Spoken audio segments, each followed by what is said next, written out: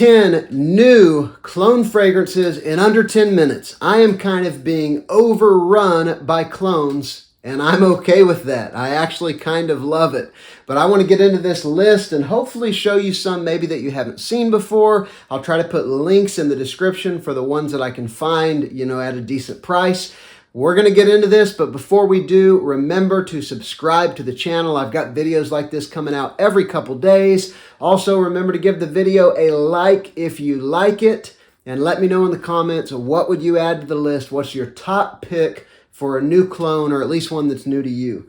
All right, here we go. This one, I've been waiting for kind of a readily available clone of Parfums de Marly Greenleaf for a couple years now, and we finally got one from Fragrance World's F.A. Paris or French Avenue line. This is Aether Exate, and this is a very clean, green, woody, fresh fragrance with some apple and bergamot and orange in the opening, and then you go down into much more of sort of a sparkly, clean vibe. If you like Greenleaf, you're going to like this one, Aether Exate by French Avenue. This next one is one of the Nitro fragrances, and Dumont has been around for a while, but the Nitro line is kind of putting them on the map. And I recently had Perfume Box send me over the Nitro fragrances that I didn't have, so I think I've got all of them now. This is Nitro Green, and this one is a twist on Ultramel. To me, it is an even more wearable clone of Ultramel than Afnan 9 p.m. because it's not so syrupy. It's a little lighter. It's a little brighter. It's got a little extra lift. I wonder if there's a splash of something. Maybe BR 540, they do that a lot, but certainly a lighter, more vibrant version. And do not mistake what I'm saying as a weaker version. This thing is strong, as they all are, long-lasting, projecting, and all of the Nitro fragrances are at a great price. This next one has been one of my favorite pickups, super cheap. I think even on Amazon, less than $30, maybe $25, something like that. This is a clone of 1 Million Lucky.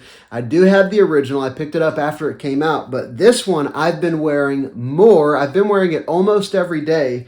This is Genius Metallic by Emperor, and it is a less ozonic, more sweet take on 1 Million Lucky. It's still in that 85-ish% accuracy, but the plum and I think it's grapefruit citrus in the opening lasts a whole lot longer. There's more sweetness, and there's less of that violet, which made 1 Million Lucky very unique, but not as wearable. This thing, you could wear it just about any time, anywhere. I'm absolutely loving it.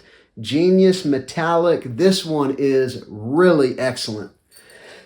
All right, next, this is from a brand I'd never heard of until a few months ago. They sent me over a few fragrances. This is Generic Perfumes clone of Babycat. They're high-end. They're A++. It's just called Babycat A++. And I'm telling you what, I have another popular clone of Babycat, and I have worn this one 2 or 3 times as much as that one because it's smooth. And to me, it's just more pleasant. It might be a touch sweeter. It's just a very smooth version of that smoky, strong, leathery, vanilla, woody fragrance. Babycat's not for everybody, but if you want a very high quality clone of Babycat, again, Generic Perfumes, Babycat A++. I would imagine their A+, and maybe even just their standard would still be good as well, but this one is legit. All right, next, another Dumont fragrance. I have a whole bunch of Dumont fragrances now that I've been kind of working into the videos. They're kind of a rising star because of that Nitro line. This one is a mix of Aventus, probably 80% Aventus, and maybe like 20% Hasavat from Nishane. This is Salario Os, and this is a strong clone of Aventus. I've been really getting into Aventus clones again the last month or so. I've probably worn something that smells like Aventus definitely more than anything over the past month, and this has been one of my favorites. This is again Salario Os, the high-end line of Dumont. All right, next. Let's go with this one right here. Now, this one's interesting. I don't know that I'd ever seen a clone of Xerjoff Torino 21, a very bright, vibrant, minty fragrance. This is Zoha Aroma, which I've been very impressed with. Very high quality fragrance oils. I'm just saying the brand in general. This one's no different. Mystic, mint, and citrus. And so this is a very minty fragrance. It's got like fresh mint, like out of the garden, mixed with a good dose of citrus. And what my wife said about this fragrance, it smells like a spa. And I totally agree. Whenever you go in, I've never been to necessarily a spa, but a massage parlor where they have mist in the air with some essential oils. Very fresh, very invigorating, mystic mint and citrus. All right. Next up, now this one is not as new. It's probably been out for, I don't know, 4 or 5 months, at least been on my radar, but it's really good and a lot of people have talked about it, but it deserves to be in this video. I'm talking about Care Pistachio by Paris Corner. This is a very sweet, gourmand fragrance, but it's also got some brightness and some lift. I mostly work in the air conditioning during the summer, and I've even been wearing this summer, but it is a bright pistachio gelato fragrance. It's got notes like whipped cream and cotton candy, but it's not sickly sweet like you may think. They do a good job of giving it some lift and some airiness. This is really good stuff. Care Pistachio by Paris Corner. Another one by Paris Corner by their Pandora Scents line. This one's probably been out close to a year, but I think it's discontinued. The only place I was able to find it is on eBay, and I got it for cheap, like $34 with shipping. If you want a great clone of Dior Homme Intense, get it while you can.